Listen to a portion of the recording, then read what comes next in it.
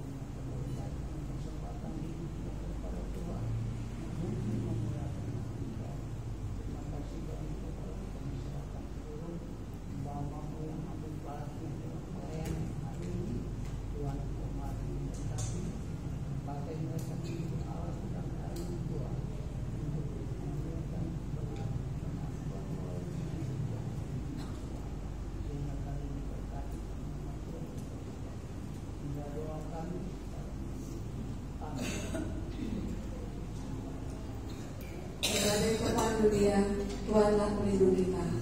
Tuhan adalah gunung batu. Kita menaikkan NKI 260, Tuhanlah pelindung kita.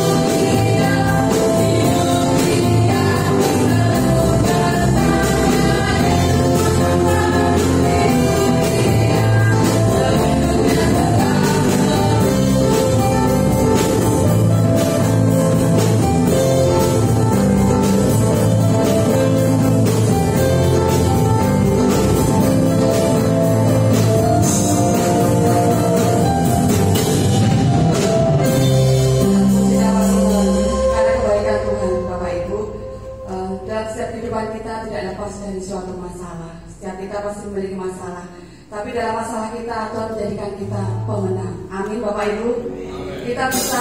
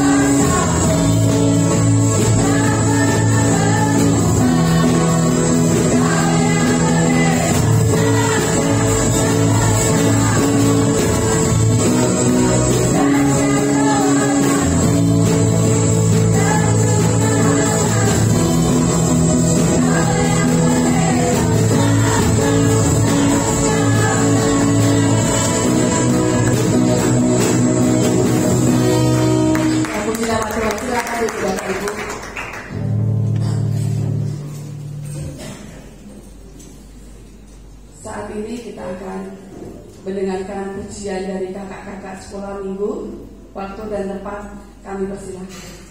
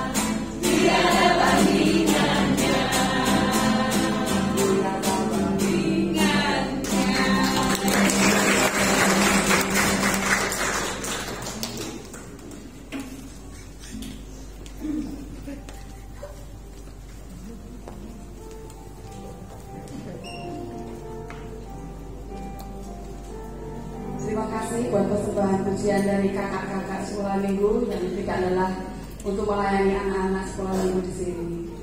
Saat ini kita akan memberikan ucapan syukur kita kepada Tuhan. Persembahan akan dilayani oleh Ibu Yati dan Ibu Yohana. Persembahan kantong, nanti Bapak Ibu bisa maju ke depan mulai dari barisan berurutan nomor 1. Kita akan naikkan satu buah pujian dari NKI 234, Hitung Berkat.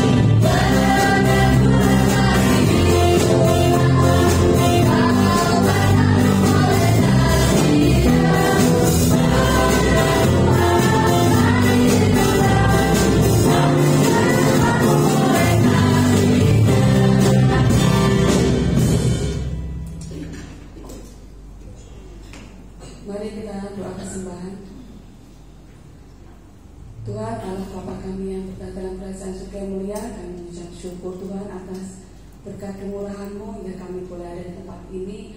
Kami memberikan ucapan syukur kami Tuhan, karena wujud dari ucapan syukur kami pada Engkau.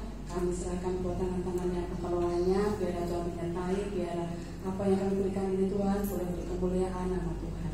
Terima kasih Tuhan atas anugerah dan berkat yang Kau berikan buat kami. Terima kasih Yesus, dalam nama Yesus kami berdoa dan bersyukur. Haleluya, amin.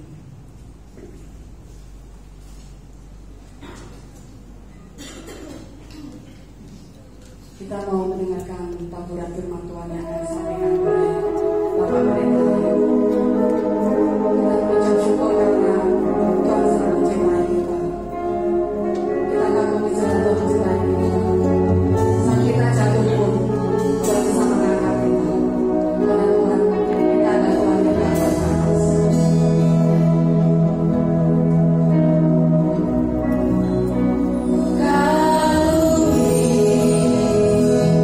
Caramu mencintaiku.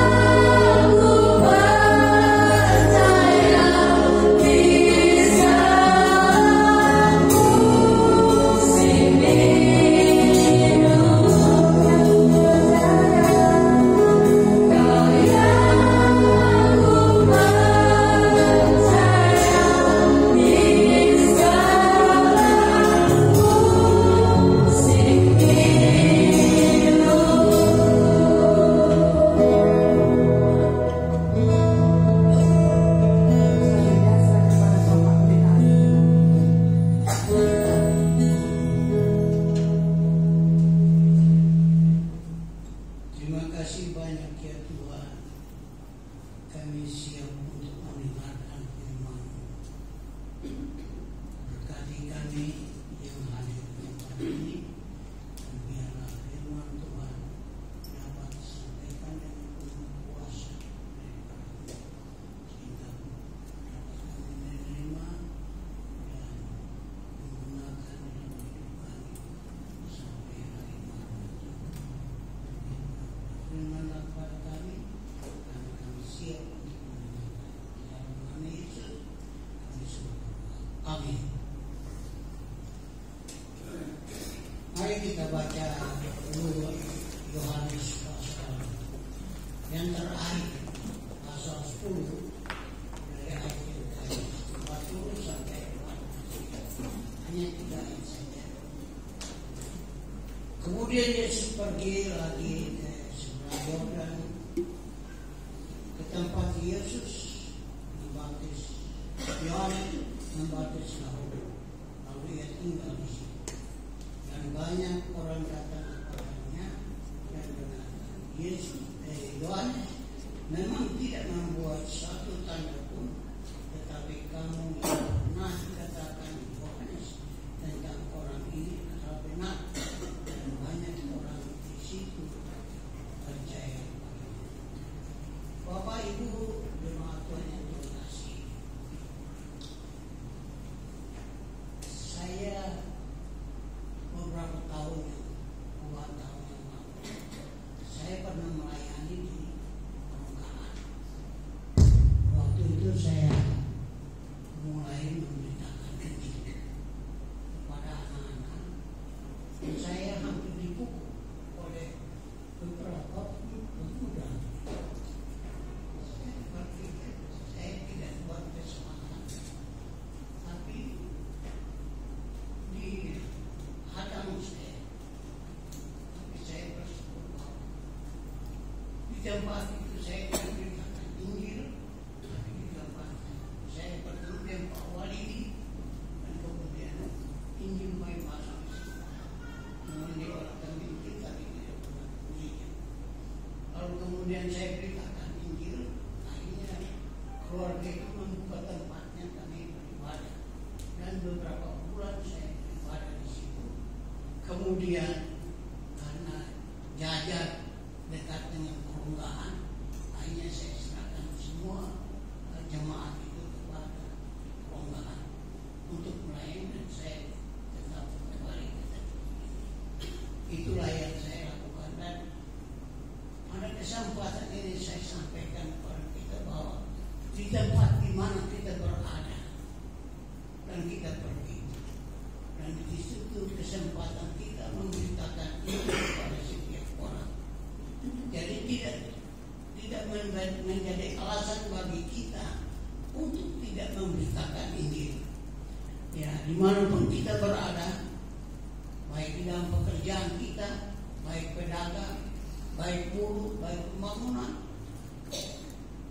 kita diberi satu kesempatan untuk memberitakan Injil kepada orang lain. Jadi kita tidak mempunyai alasan bahwa saya tidak punya kesempatan untuk memberitakan. Kesempatan Tuhan sudah berikan pada kita, dan dengan berbagai macam cara yang kita lakukan agar supaya banyak jiwa boleh dimenangkan bagi Kristus. Hari ini saya mau katakan kepada kita, meninggalkan tempat itu dan mencari tempat yang lebih aman untuk memberitakan Injil. Mengapa Yesus pergi ke seberang Yordan? Kita harus tahu bahwa di seberang Yordan itu ada tempat namanya Betania, dan Yesus tinggal di sana. Yesus tinggal di sana. Mengapa dia berada di Yordania? Karena di mana kita melihat di dalam pasal 39 dari pasal 10 ayat 39 dari Yohanes, sekali lagi mereka mencoba menangkap dia, tetapi ia luput dari tangan mereka. Ini kita baca dari Yohanes pasal 10 ayat 1 sampai selesai, itu kita bisa mengerti mengapa Yesus pindah di Sungai Yordan, di seberang Yordan. Karena Yesus direncanakan untuk dibunuh, atau orang merencanakan Yesus dibunuh. Karena apa? Dia memberitakan Injil. Dia mau agar supaya semua orang bertobat, tapi dia bilang, saya datang dari Allah. Allah mengutuskan saya, mengutus saya di dunia agar supaya saya memberitakan Injil kepada semua orang. Tapi rencana mereka yang begitu licik mencari jalan untuk membunuh saya, padahal saya tidak buat apa-apa. Saya tidak buat satu kesalahan. Dan ini yang terjadi dalam kehidupan Yesus. Banyak kita yang mempunyai alasan terlalu banyak untuk tidak memberitakan Injil. Walaupun kita dibunuh, tidak dibunuh, walaupun kita tidak dilempari, dipukul, tapi kita tidak punya kesempatan untuk memberitakan Injil, bahwa mereka perlu mendengarkan Injil dari kita. Perlu keselamatan itu mereka miliki dalam hidup kita. Kita bisa lari ke tempat yang lain untuk memberitakan Injil. Seperti saya katakan tadi, saya berada di perumahan di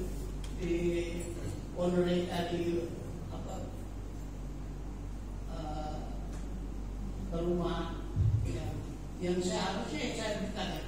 Sudah anak-anak banyak berkumpul dan saya beritakan Injil pada mereka.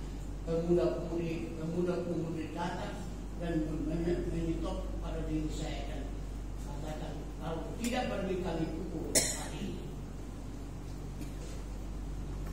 Tapi saya sempat beritakan dan saya kembali ke peronggahan. Saya memberitakan dan ada Pak Masini bertobat, anak-anak semua kecuali yang satu namanya Pak Joko.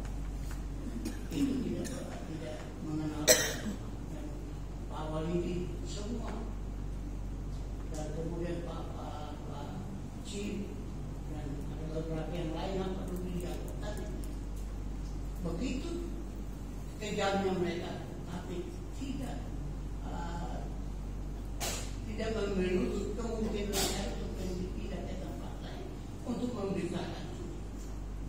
Jangan sampai kita memberitakan ini, dia hambat, dia halangi, kemudian kita putus asa. Kita menjadi kecewa. Oh, saya beritakan Injil tetapi saya dihalangi, dihambat. Macam-macam cara yang dilakukan itu membuat saya putus asa dan tidak memberitakan. Perlu saya sampaikan ini. Pada waktu gereja didirikan, saya melayani dan ada jemaat yang harusnya tempatnya di ibadah, tapi mereka pergi ke belakang, tidak memberitahu saya. Dan akhirnya saya kecewa. Saya katakan putus asa dalam hidup saya dan saya katakan bahwa saya tidak mau melayani di tempat ini karena jemaatnya menyusahkan hati saya. Saya katakan begitu, Tuhan katakan di hati saya. Hanya persoalan itu saya tinggalkan pelayanan, teruskan pelayanan. Akhirnya saya dalam hati saya teruskan, saya minta ampun sama Tuhan. Dan memang kita harus menghadapi tantangan kesulitan yang dihadapinya. Dan itu tidak membuat kita ragu dan tidak membuat kita putus asa, kecewa, tidak ada harapan lagi. Tidak. Itu membuat kita maju dalam pelayanan. Dan itu yang saya rasakan dalam hidup saya. Dan saya yakin dan percaya Bapak Ibu itu juga akan demikian. Di tempat-tempat di mana Injil diberitakan, banyak orang tidak akan percaya. Di tempat pekerjaan banyak orang tidak mengenal. Tapi itulah yang perlu kita lakukan untuk mereka, karena kita mengasihi mereka. Dan Bapak Ibu dan saudara-saudara, Tuhan tidak bertanya pada kita pada waktu kita bertemu dengan Dia. Pada waktu dunianya lenyap, Tuhan tidak bertemu dengan kita dan menanyakan berapa kekayaan Berapa uang di mana kamu kerja? Tuhan tidak. Berapa jiwa yang kamu bawa kepada Tuhan? Itu yang Tuhan tanyakan. Berapa lama kamu di dunia? Apa ada kesempatan untuk memberitakan Injil atau tidak? Itu yang Tuhan tanyakan kita. Tuhan tidak tanya, lu kerja sampai jam berapa, jam 6, jam 7, lalu uangnya dapat banyak begitu. Tuhan tidak tanya. Tuhan tanya, berapa jiwa yang kamu bawa? Itu kita berpikir itu. Kita tidak selalu berada di dalam dunia ini. Dunia ini akan lenyap. Segala yang kita miliki akan lenyap juga. Tidak satu pun kita akan bawa ke dunia orang mati. Tapi kita bertanggungjawabkan apa yang kita lakukan dalam dunia ini. Itu yang Tuhan katakan. Jadi itu sebabnya saya katakan kepada kita pada hari ini, berapa jiwa yang sudah kita bawa kepada Tuhan. Atau kita hanya dengan kegiatan, sibuk dengan kegiatan kita tidak memperhatikan jiwa-jiwa yang tidak.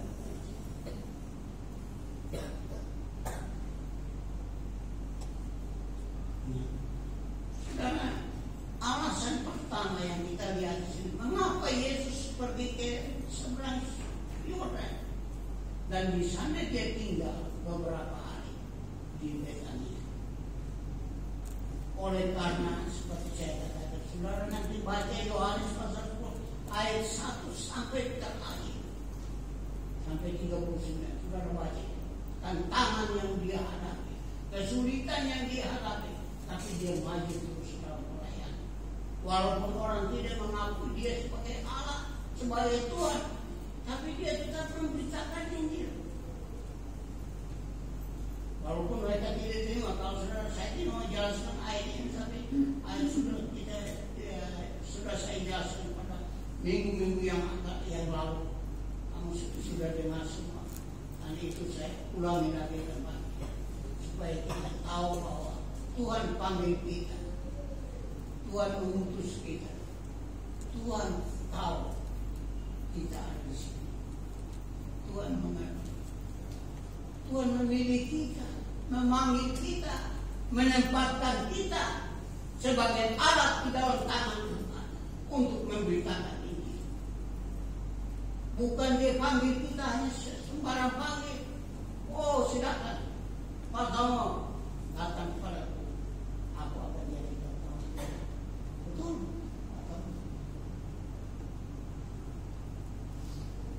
Jadi dia selalu panggil kita. Dia tidak baca kita. Kita ikut dia. Kita mengambil keputusan untuk mengikuti dia. Dan itu yang Yesus lakukan di Betania, di seberang Yordan. Walaupun dia tidak diakui di Yerusalem, di bait Allah dia memberitakan Injil kepada mereka, tetapi mereka tidak mengakui dia sebagai Allah, sebagai Tuhan.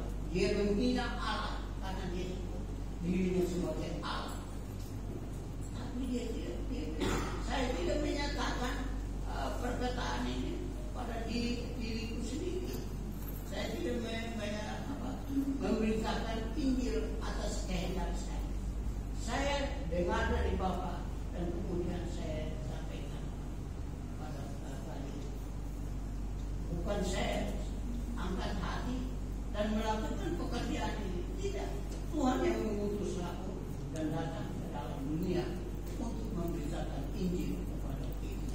Nah, saudara baca dalam pasal 1 ayat 1 sampai 39, saudara akan ketemu banyak hal di sini. Nah, itu yang saya mau katakan kepada kita. Jadi Tuhan telah meninggalkan banyak orang dan dia menyeberang ke Yordan. Bukan karena dia takut, bukan karena dia takut mati, tidak. Tapi belum saatnya, belum tiba waktunya dia harus disalibkan.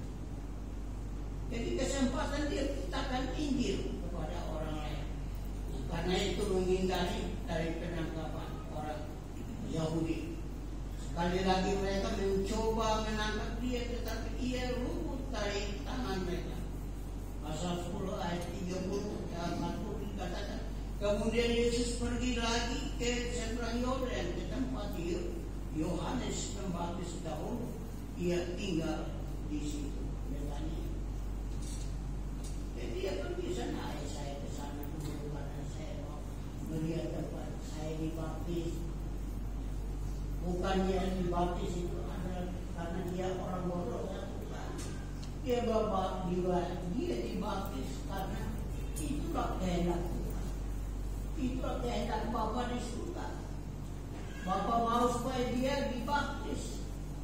Bukan dia dibaptis itu baptisan kesempatan seperti yang dilakukan. Tidak.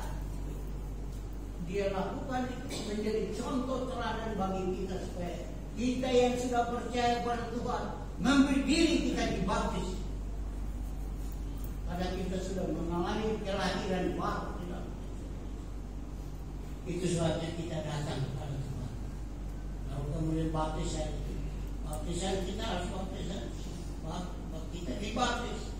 Itu menjadi suatu contoh teladan bagi kita. Kita baptis, kemudian kita hidup di berjemaah. Saya beberapa hari yang lalu saya katakan karena kuasa waktu saya terima kasih kepada saya katakan bahwa saudara datang sini untuk apa? Dibaptis. Karena sudah mengenal Tuhan, sudah bertobat dan percaya pada Tuhan. Saya mau dibaptis. Saya baptisan ini bukan kamu datang dibaptis semua selesai. Lalu kemudian pulang ke rumah masing-masing. Ini anak-anak yang dibaptis kan, semua tinggalkan baptis, tinggalkan gereja, tinggal gereja, dibaptis terus ke tempat lain. Itu sekarang saya mau seperti itu. Dibaptis itu berarti kau dibaptis, kau berada di rumah. Ada masalah personal kami di sini. Jadi saya tidak sampaikan di rumah kamu minggu di depan. Sampaikan di depan mereka. Waktu saya bersama penting dalam beribadah. Itu yang saya katakan pada mereka. Jadi Yesus bukan baptis karena dia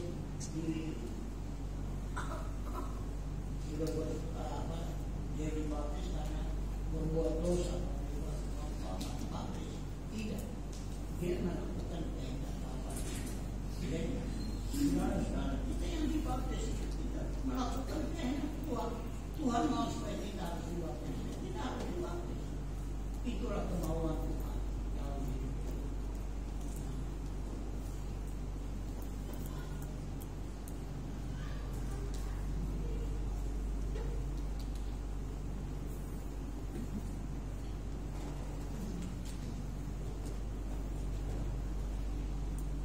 Kalau sudah baca di Matius pasal 3 ayat 13 sampai 15 itu jelas. Maka datanglah Yesus dari Galilea ke Yordan kepada Yohanes untuk dibaptis olehnya. Tapi Yohanes mencegah dia, katanya, akulah yang perlu dibaptis olehmu dan engkau yang datang. Lalu Yesus menjawab, katanya, berilah hal itu, biarlah hal itu terjadi. Karena demikianlah sepatutnya kita mengenalkan seluruh kehendak Allah dan Yohanes pun baptis. Jadi saudara baptis bukan bangsaan gembala atau pengurus gereja. Mereka tidak paksakan kita untuk harus dibaptis.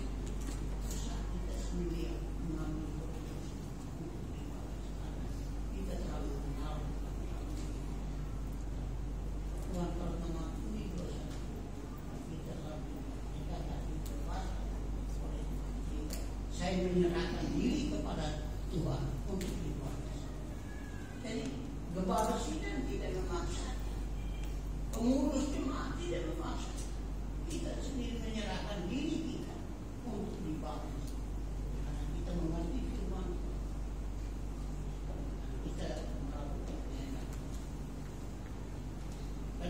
kedua, alasan yang kedua, karena yang dikatakan Yohanes itu telah tidak bersalah oleh siapapun satu, dan banyak orang datang kepadanya dan berkata, Yohanes memang tidak membuat suatu tanda pun, tetapi semua yang pernah dikatakan Yesus tentang orang ini adalah benar.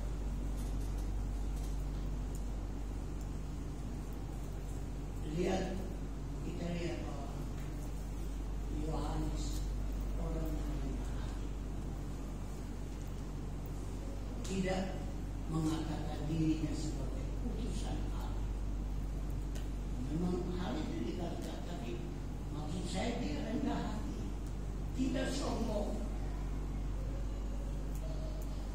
Sikap hidupnya sangat menunjukkan kepada orang lain bahwa kerendahan hatinya ditunjukkan kepada orang bahwa dia hanya alat saja, utusan saja yang Tuhan mengutus dia datang kepada seluruh bangsa Israel untuk memberitakan Injil kepada mereka, membawa mereka untuk datang kepada Tuhan, bertobat dan percaya dan dibaptis.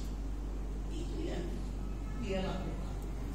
Itu dia lakukan. Dalam firman Tuhan dikatakan bahwa dia memang orang yang rendah hati. Lukas pasal 3 ayat 20 ayat 16 ayat Lukas pasal 3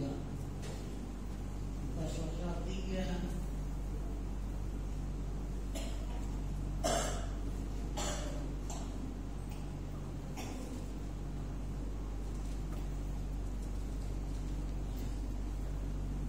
pasal 3 ayat hingga 1 kita lihat dalam tahun ke-15 dari pemerintahan Kaisar Tiberius, ketika Pontius Pilatus menjadi raja negeri Yehuda dan Herodes raja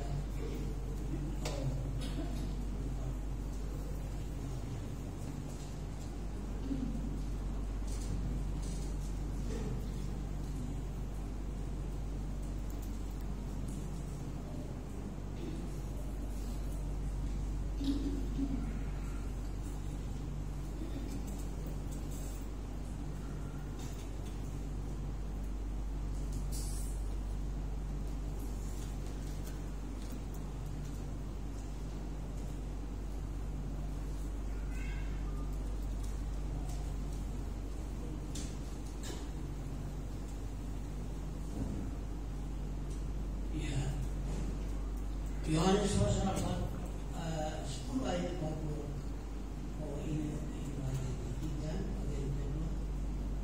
Ya, Lukas pasal 3 ayat 16 itu yang benar. Lukas pasal 3 ayat 16. Ya, mari kita renungkan kebenaran Tuhan ini sama-sama. Lukas pasal 3 ayat 16.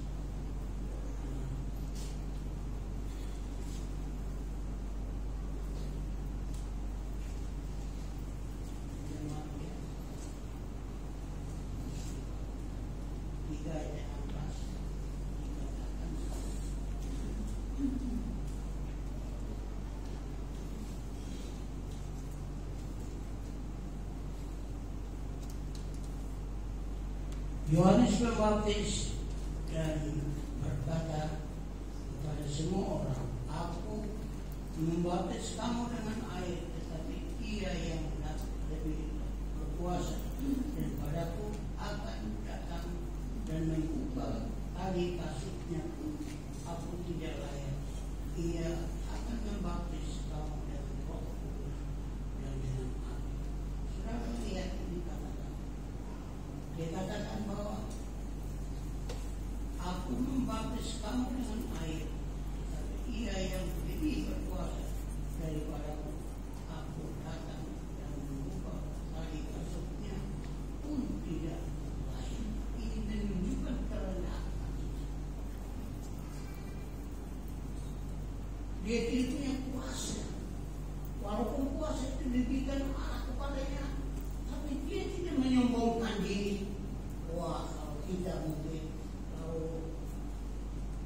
berikan kuasa untuk kita pamerkan pada orang semua bahwa kita hebat. Tidak. Saya pernah jalan itu di Pavli. Rumput banyak yang saya harus cabut. Kemudian ada seorang Mbak datang ke sini. Mas, ini gembala sidang ya, bukan gembala. Ini gembala domba. Anak domba. Ya, saya gembala domba. Saya gembala. Katakan dengan senyum. Saya tidak menyangka, saya ini gembala domba. Lalu saya cabut terus dia katakan seperti itu. Dan itu tidak membuat saya harus tinggi hati. Itu Tuhan memakai ibu itu menjadi anak dalam tanggung untuk mendukung saya supaya jangan saya sampai menyombongkan diri. Katakan saya gembala sidang, saya pemimpin, saya membawa jiwa-jiwa datang kepada Tuhan. Tuhan bilang itu jiwa bukan kau punya. Itu bukan kau yang menantang. Kau harus berterima kasih pada Tuhan. Dalam keadaan seperti Tuhan mendidik kau merendahkan diri di hadapan Tuhan.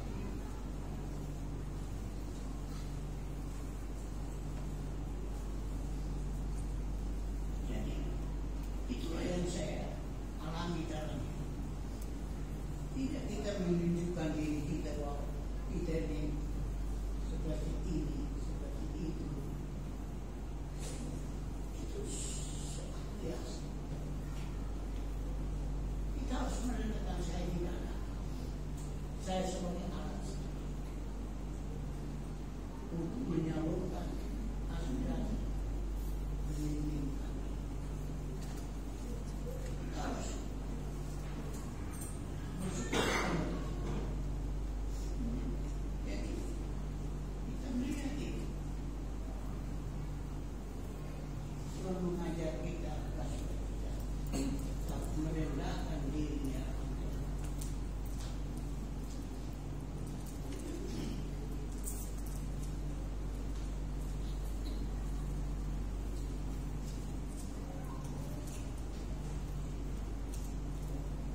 Yohanes Pembaptis betul-betul dia mengingatkan pada bangsa Israel. Dikatakan bahwa di dalam Yesaya ada suara yang berseru-seru di padang belakang, persiapkan jalan untuk Tuhan, luruskan jalan baginya.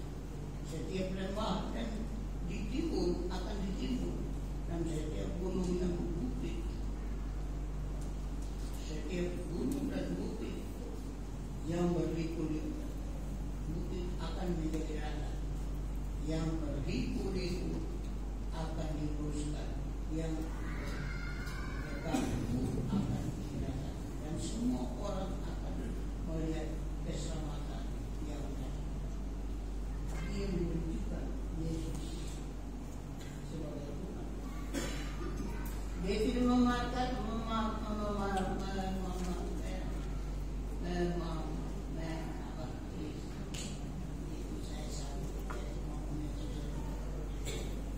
jadi pamerkan dirinya.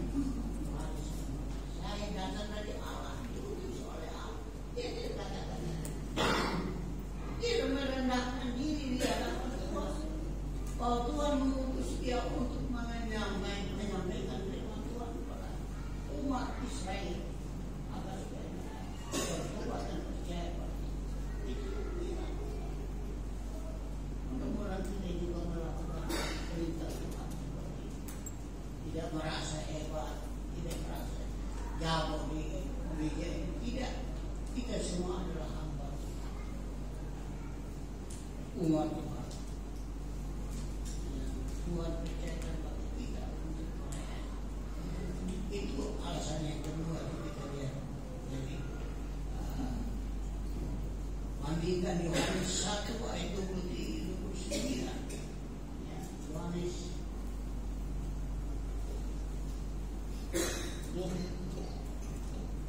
buat satu orang macam ini apa?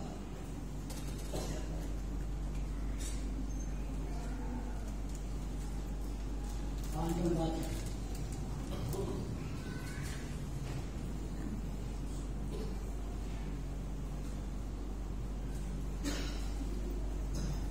Yohanes 1 ayat 29 sampai 30.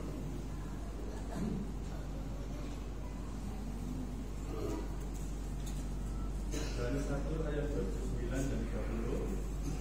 Pada keesokan harinya, Yohanes melihat Yesus datang kepadanya dan ia berkata, "Lihatlah anak domba Allah yang menghapus dosa dunia. Dialah yang kumaksud ketika kukatakan, kemudian daripadaku akan datang seorang yang telah mendahului aku, sebab dia telah ada sebelum aku." Terus sampai 34. Dan aku sendiri pun mula-mula tidak mengenal dia, tetapi untuk itulah aku datang dan membaptis dengan air, supaya ia dinyatakan kepada Israel. Dan Yohanes memberi kesaksian, katanya, "Aku telah melihat Roh turun dari langit seperti merpati, dan ia tinggal di atasnya. Dan aku pun tidak mengenalnya, tetapi dia yang mengutus aku untuk membaptis dengan air telah berfirman kepadaku, jikalau engkau melihat Roh itu turun ke atas seseorang dan tinggal di atasnya, dialah itu yang akan membaptis dengan Roh Kudus. Dan aku telah melihatnya dan memberi kesaksian, ia inilah anak Allah." Dia menunjukkan Yesus itu adalah utusan dari Allah. Dia benar-benar merendahkan dirinya. Dia tidak mengaku dirinya sebagai nabi. Tidak. Itu dia Tuhan dan melakukan pekerjaan Tuhan yang diutus, yang diberikan pada saya, diberikan kepercayaan bagi saya untuk menyampaikan kebenaran kepada bangsa Israel.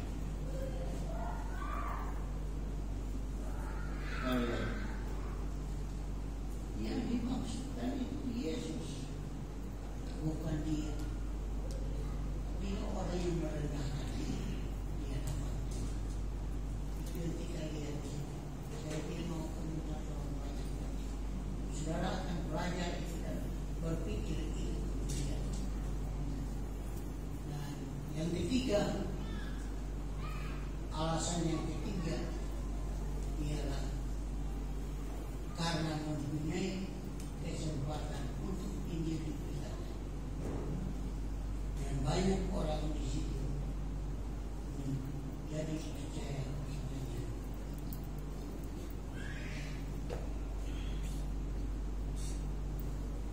Dia berada di Betania. Dia memberikan. Dia diberi satu kesempatan yang Tuhan beri kepada dia untuk memberitakan ini. Dan di situ dikatakan bahwa banyak bagi orang yang menjadi percaya karena perkataan itu. Kita lihat sama dengan perempuan Samaria. Dia datang, dia menemukan Tuhan Yesus, kemudian dia menerima perubahan baru dalam hidup. Dia pergi menceritakan siapa Yesus yang telah menyatakan rahasianya. Semua orang datang. Sekarang kami tidak perlu kami perlu bahwa perkataan Yesus itu benar, tidak pernah salah.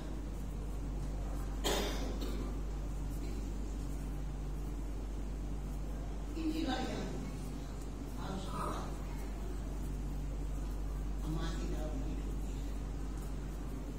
Dan lebih banyak lagi orang yang menjadi percaya.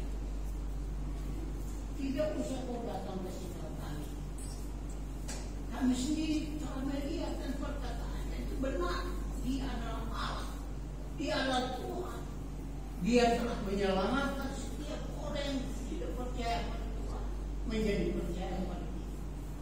Bagaimana kita sendiri meragukan Dia dalam hidup kita? Tapi kita tidak mengakui Dia dalam hidup kita. Dia adalah Allah, Dia adalah Tuhan.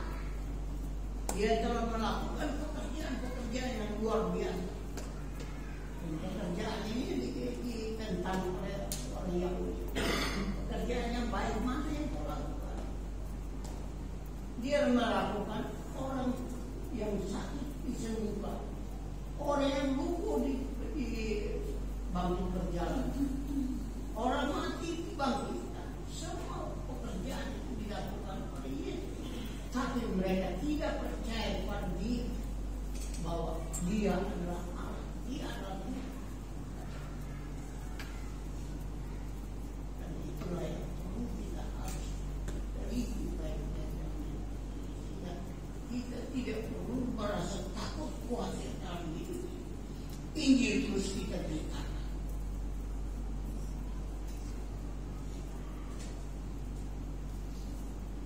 Saya dalam hidup saya ini, saya dari Papua ke sini memberitakan ini selama bertahun-tahun. Kemudian saya mengeluh.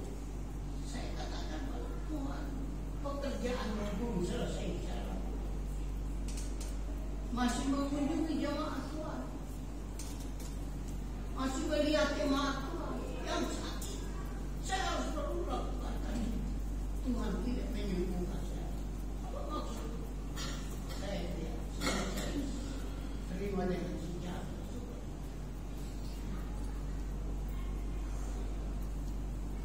Tapi Injil tetap diberitakan kepada semua orang akan percaya pada Tuhan. Tidak usah menyangka dalam kesulitan masalah persoalan. Jangan sampai tinggalkan Tuhan dalam hidup. Tetap percaya bahwa Allah adalah sumber kehidupan, sumber kekayaan. Dia pasti menolong saudara dan mencukupi apa yang saudara butuhkan. Dia akan tetap setia kepada-Mu. Tapi kita juga perlu setia dengan Tuhan dalam hidup kita, dalam perjalanan kita. Jangan sampai kita melupakan Dia dalam hidup kita. Jadi itulah kelihatan dalam Yohanes pasal 4 ayat 41 itu jelas. Dan saya katakan sekali lagi, saya ayat 41 katakan dalam lebih banyak dan lebih banyak lagi orang menjadi percaya karena perkataan Yesus, membuat orang dapat percaya pada perkataannya. Hanya ngomong-ngomong saja ini, perkataannya dalam menyembuhkan orang berbagai macam sakit penyakit dalam menyembuhkan itu perkataan. Dan orang katakan Dia adalah Allah, Allah bukan manusia. Dia melakukan berbagai macam mujizat bagi kita, dan kita harus percaya. Banyak orang yang percaya oleh Tuhan. Marilah jemaat Tuhan terkasih, percayalah kepada Tuhan dalam kesulitan apa, masalah apa, persoalan apa yang berlalu hadapi. Percaya pada Dia. Dia berbuat mujizat. Dia bisa melakukan sesuatu yang tidak bisa kita lakukan asal kita percaya pada Dia dengan sungguh. Tidak usah kuat. Kemudian ini orang pertama kali kenal Tuhan, saya setia sama saya. Kita tidak mau keluar dari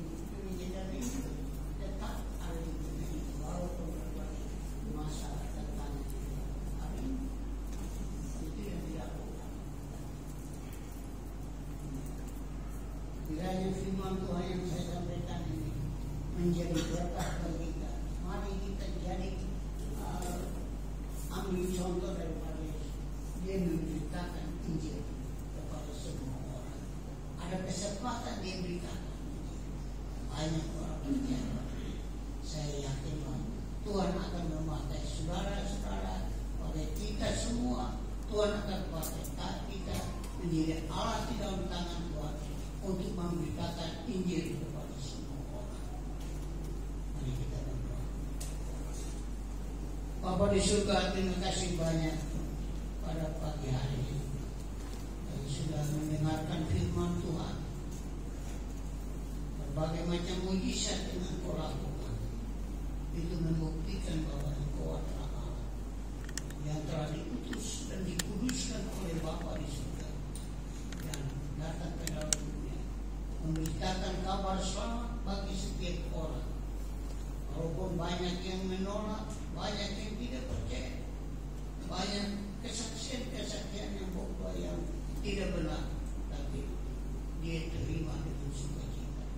Dia terus memberitakan Injil, tidak membuat patah semangat, putus asa, putus harapan bagi dia.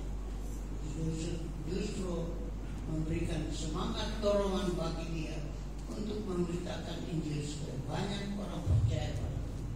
Terima kasih Tuhan. Mau percaya bahwa Tuhan akan melakukan yang terbaik bagi jemaat Tuhan di sini. Mereka akan diurapi, diberi kuasa untuk melayani pekerjaan Tuhan. Terima kasih banyak ya Tuhan. Terima kasih. Inilah doa dan ucapan syukur. Terima kasih kami. Hanya dalam nama Yesus kami sudah berdoa. Amin.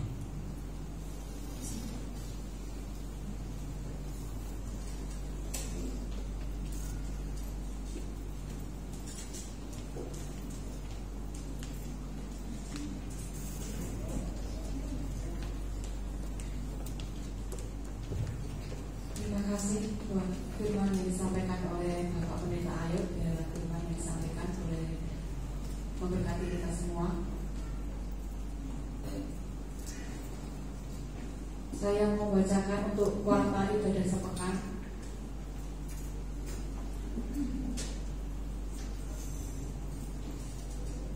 Ibadah rumah tangga pada hari Selasa pukul 18.30 tanggal 17 September. MC Ibu Ika, firman Ibu Yantik, musik Bapak Daniel, tempat di rumah Bapak Heru. PA Sangkrah Rabu Minggu Ganjil pukul 18.30 tanggal 18 September. MC Ibu Eva, pembawa firman Bapak Heru, tempat di Ibu Mariasin. Perkawan Kamis Minggu Ganjil pukul 18 tanggal 19 September. MC Ibu Sri, petugas Ibu Ika, acara G. Ibadah remaja dan pemuda Sabtu pukul 17 tanggal 21 September. WL Cherry dan Devila, singer Alexa dan Raquel, musik Abigail, Noel, Nael dan Kakak, operator LCD Farel, Asar Evan dan Radit, acara G, petugas Noel, Nael dan Firan. Ibadah raya umum Minggu pukul 7 tanggal 22 September. WL Ibu Eva, singer Ibu Priscilla Nindya, Saudara Natalisa, Saudara Recaina, pembawa firman Ibu Mika, Bapak Mika Effendi, pemusik Bapak Salomo, Bapak Daniel, Bapak Yusak dan Bapak Buntoro, asal Ibu Iga dan Ibu Susan, operator sound Ibu Elvina, LCD isi. Ibadah sekolah Minggu pukul 9.30 tanggal 22 September. WL Kak Esther, CH dan Joanna, singer Vanessa dan Jessica. Kelas Batita akan dilayani Kak Yati, kelas Indria Kak Eva, kelas Pratama Kak Nurul, kelas Madya Kak Elvina, kelas tunas remaja Kak Daniel, musik Yolan, Hiro, Kak Salomo, Kak Daniel dan Kak Anton, LCD Kak Grace, snack oleh Kak Effendi.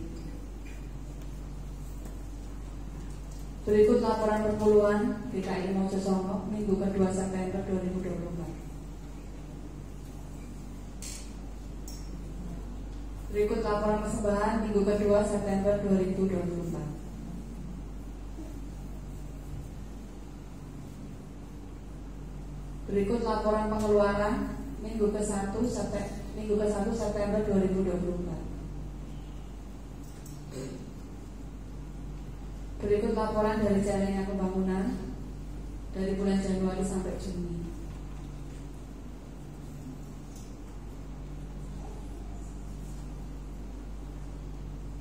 Berikut laporan dari panitia event gereja.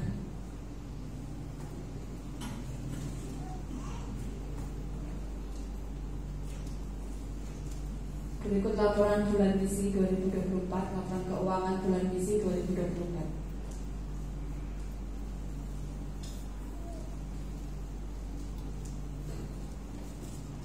Selanjutnya silakan pada Bapak Ayu.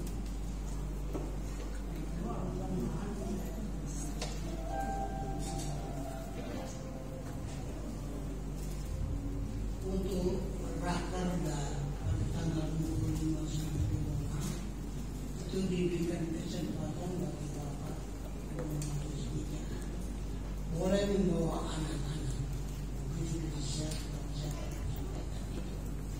boleh membawa anak. Konsumsi ditanggung oleh jemaat setempat. Jadi anak-anak tidak perlu dibayar atau kontribusi itu tidak dipungut dari jemaat, hanya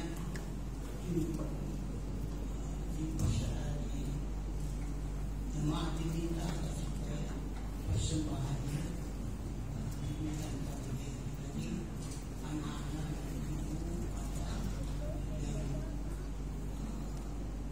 punya kesempatan bisa hadir dalam acara rakerda. Ada beberapa orang Pak dan ibu dan anaknya, saya dan Chris itu baru itu saja saya lihat. Jadi pada bapak ibu yang mungkin pikirnya bahwa anak-anaknya susah, jadi kontribusi itu ditanggung oleh jemaat gereja. Jadi itu sebabnya hari ini persembahan itu khusus kita jalankan. Itu sudah di sini kita dari situ kontribusi jemaat.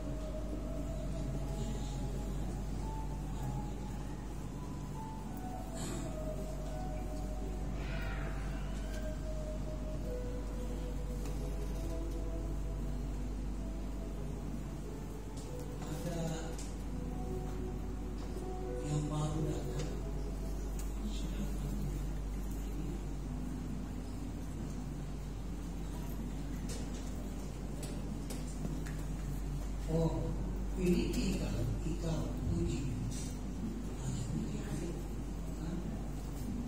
dengan anaknya ya.